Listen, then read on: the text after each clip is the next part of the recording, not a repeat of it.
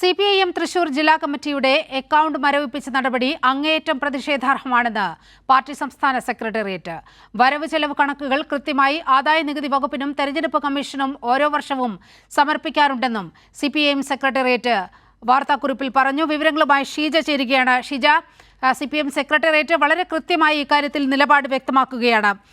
CPIM വരവ് ചെലവ് കണക്കുകൾ കൃത്യമായി ആദായനികുതി വകുപ്പിനും തെരഞ്ഞെടുപ്പ് കമ്മീഷനും ഓരോ വർഷവും സമർപ്പിക്കാറുണ്ട്. അത്തരത്തിൽ ഈ അക്കൗണ്ടുകളുടെ വിവരവും വളരെ കൃത്യമായി സമർപ്പിച്ചിട്ടുണ്ട്. പക്ഷേ കൃത്യമായ വേട്ടയാടൽ, ഇക്കാര്യത്തിൽ രാഷ്ട്രീയമായ വേട്ടയാടൽ ആയാണ് ഈ വിഷയത്തെ CPIM കാണുന്നത്. വിവരങ്ങൾ എന്തെല്ലാം? തീർച്ചയായും നിരിമ, ഈ വിഷയത്തെ, അതായത് CPIM തൃശൂർ ജില്ലാ കമ്മിറ്റിയുടെ അക്കൗണ്ട് മരവിപ്പിച്ച സംഭവത്തെ രാഷ്ട്രീയപരമായിട്ടുള്ള നടപടിയെ തന്നെയാണ് കാണുന്നത്. ഇതിൽ പ്രധാനമായും നിരിമ സൂചിപ്പിച്ചതുപോലെ തന്നെ CPIMന്റെ വരവ് ചെലവ് കണക്കുകൾ കൃത്യമായ രീതിയിൽ തന്നെ ആദായനികുതി വകുപ്പിനും തെരഞ്ഞെടുപ്പ് കമ്മീഷനും ഓരോ വർഷവും സമർപ്പിക്കാറുണ്ട് എന്ന് തന്നെയാണ് സംസ്ഥാന സെക്രട്ടേറിയറ്റ് പ്രസ്താവനയിൽ വ്യക്തമാക്കുന്നത്. തൃശൂർ ജില്ലാ കമ്മിറ്റിയുടെ കണക്കുകളെല്ലാം ഈ രീതിയിൽ തന്നെ സമർപ്പിക്കപ്പെട്ടതാണ്. തൃശൂരിലെ സഹകരണ ബാങ്കുകളുമായി ബന്ധപ്പെട്ട് ഉയർന്നു വന്ന വിഷയങ്ങളിൽ തെറ്റുകൾക്കെതിരെ ഉറച്ച നിലപാട് പാർട്ടി സ്വീകരിക്കുകയും ചെയ്തിട്ടുണ്ട്. തെരഞ്ഞെടുപ്പ് ഘട്ടത്തിൽ കേന്ദ്ര ഏജൻസികളെ ഉപയോഗപ്പെടുത്തി രാഷ്ട്രീയ പക തീർക്കുകയെന്ന BJP സർക്കാരിന്റെ തീരുമാനത്തിന്റെ ഭാഗമായാണ് ഇപ്പോൾ അക്കൗണ്ട് മരവിപ്പിക്കുന്ന നടപടി ഉണ്ടായിട്ടുള്ളത് എന്ന് തന്നെയാണ് പ്രധാനമായും CPIM സംസ്ഥാന സെക്രട്ടേറിയറ്റ് വിമർശിക്കുന്നത്. തൃശൂർ ജില്ലാ സെക്രട്ടറിക്ക് എൻഫോഴ്സ്മെന്റ് നൽകിയ നോട്ടീസിന്റെ അടിസ്ഥാനത്തിലാണ് എൻഫോഴ്സ്മെന്റിന് മുന്നിൽ ജില്ലാ സെക്രട്ടറി MM വർഗീസ് ഹാജരായത്.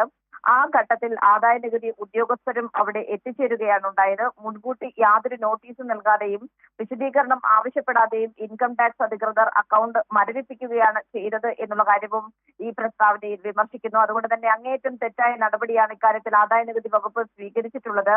പ്രതിപക്ഷ പാർട്ടികളെയും അവരുടെ നേതൃത്വത്തിലുള്ള സർക്കാരുകളെയും വേട്ടയാടുന്ന കേന്ദ്ര സർക്കാരിന്റെ നയത്തിന്റെ ഭാഗം തന്നെയാണ് ഇവിടെയും ഉണ്ടായിരിക്കുന്നത്. അതുകൊണ്ട് ഇക്കാര്യത്തിൽ ശക്തമായ പ്രതിഷേധം പാർട്ടി രേഖപ്പെടുത്തുന്നു എന്നുള്ള കാര്യവും CPIM സംസ്ഥാന സെക്രട്ടേറിയറ്റിന്റെ പ്രസ്താവനയിൽ വ്യക്തമാക്കുന്നു. തെരഞ്ഞെടുപ്പ് പ്രവർത്തനങ്ങളിൽ കൂടുതൽ സജീവമായിക്കൊണ്ട് ഇത്തരം നയങ്ങൾ തിരുത്താനുള്ള പോരാട്ടത്തിൽ എല്ലാവരും അണിചേരണമെന്ന് കൂടിയാണ് സംസ്ഥാന സെക്രട്ടേറിയറ്റ് പ്രസ്താവനയിലൂടെ ആവശ്യപ്പെടുന്നത്. നിനിമ, ഷീജ, ഏറ്റവും ഉത്കണ്ഠാജനകമായ ഒരു കാര്യം എന്ന് പറയുന്നത് ജില്ലയിലെ ചില സഹകരണ സംഘങ്ങളുമായി ഉയർന്നു വന്ന ആരോപണങ്ങൾ, ഇതുമായി ബന്ധപ്പെടുത്തിക്കൊണ്ടാണ് ഇത്തരത്തിൽ ബാങ്ക് അക്കൗണ്ട് മരവിപ്പിച്ച നടപടിയെ മാധ്യമങ്ങൾ വിശേഷിപ്പിക്കുന്നത്.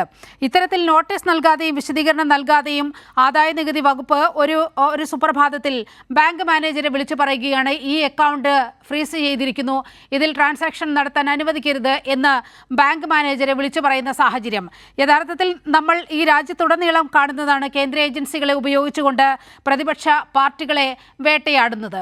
ഈ വേട്ടയാടൽ ഇപ്പോൾ അങ്ങേയറ്റം തൃശൂർ ജില്ലാ കമ്മിറ്റിക്ക് നേരെയാണ്, തൃശൂർ CPIM ജില്ലാ കമ്മിറ്റിക്ക് നേരെയാണ് ഉണ്ടായിക്കൊണ്ടിരിക്കുന്നത്.